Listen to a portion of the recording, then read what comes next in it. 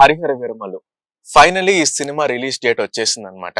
ఈ నెల జూలై 24న ఈ సినిమా థియేటర్స్ కి రాబోతుంది. పవన్ కళ్యాణ్ అభిమానులే కాకుండా ఎంతో మంది తెలుగు ప్రేక్షకులు కళ్ళు కాయలు కాచేలా ఎదురు చూస్తున్నారు ఈ సినిమా కోసం. ఇప్పటికీ ఈ సినిమా ఎన్నో సార్లు పోస్ట్ పోన్ అయింది. దానికి చాలా కారణాలు ఉన్నాయి. ఈ సినిమా రిలీజ్ అవ్వకముందు ఒక రికార్డ్ కూడా ఉంది. అంటే ఎక్కువ సార్లు పోస్ట్ పోన్ అయిన సినిమాకు ఒక రికార్డ్ ఉంది.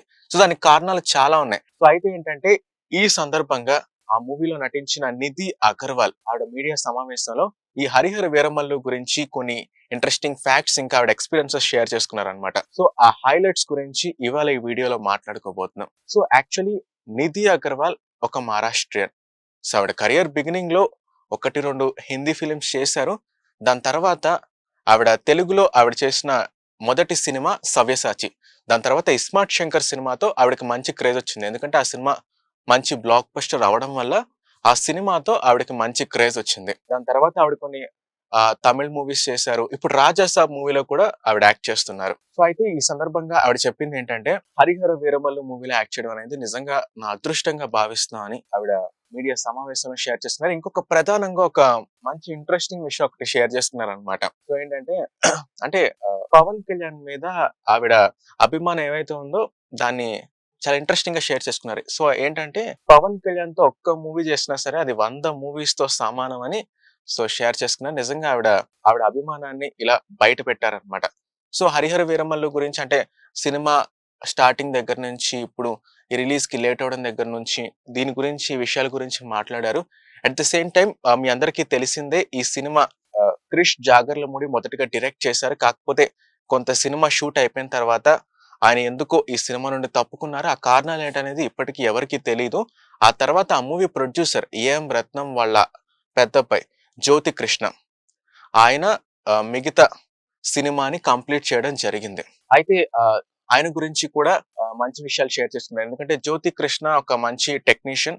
ఆయన ఎప్పటికప్పుడు ట్రెండ్ కి అప్డేట్ అవుతూ చాలా ఒక మంచి టెక్నీషియన్ అని ఈ సందర్భంగా షేర్ చేసుకున్నారు. అట్ ద సేమ్ టైం ఈ మూవీకి పనిచేసిన ఇద్దరు డైరెక్టర్స్ క్రిష్ జాగర్లమూడి ఇంకా జ్యోతి కృష్ణ ఇద్దరు తనకి చాలా స్పెషల్ అని ఈ సమావేశం ద్వారా షేర్ చేస్తున్నారు. అయితే యాక్చువల్లీ హరిహర వీరమల్లు సినిమాలో నిధిది పంచమి అనే క్యారెక్టర్ ఉంటది. సో పవన్ కళ్యాణ్ తో ఆవిడ సీన్స్ కూడా చాలా బాగుంటాయి. అట్ ద సేమ్ టైం ఇంకా అంటే ఒక టిపికల్ సీన్ కూడా చేశాను. అంటే ఈ సినిమాలో ఒక నాట్యం చేసే సీన్ ఉంటుంది. అది చాలా టిపికల్ గా అనిపించింది. చాలా కష్టపడి చేశాను అని సో ఈ మీడియా సమావేశంలో షేర్ చేసుకున్నారు.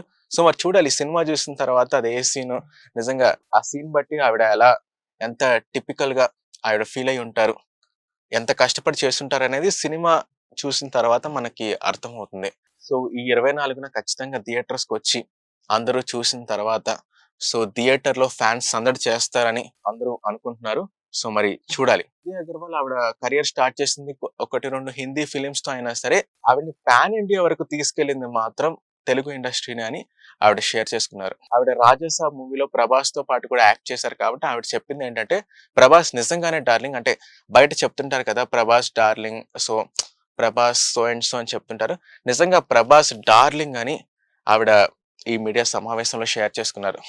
అయితే యాక్చువల్లీ ఈ సినిమా కోసం అందరూ వెయిట్ చేస్తున్నారు. ఈ సినిమా ఎప్పుడెప్పుడు రిలీజ్ అయిద్దా అని ఎంతో మంది నాట్ ఓన్లీ పవన్ కళ్యాణ్ అభిమానులే కాకుండా ఎంతో మంది తెలుగు ప్రేక్షకులు ఈ సినిమా కోసం వెయిట్ చేస్తున్నారు. సో ఈ వెయిటింగ్ కి ఎండ్ గేట్ పడిందనే చెప్పొచ్చు ఇప్పుడు ఈ అనౌన్స్మెంట్ ద్వారా. సో మరి చూడాలి. ఖచ్చితంగా జూలై 24 కల్లా ఈ సినిమా థియేటర్లోకి వస్తుందని అందరూ నమ్ముతున్నారు. సో చూద్దాం ఈ సినిమా వచ్చిన తర్వాత ఇంకా థియేటర్లు ఎలా ఉంటాయో ఫ్యాన్స్ పూనకాలు.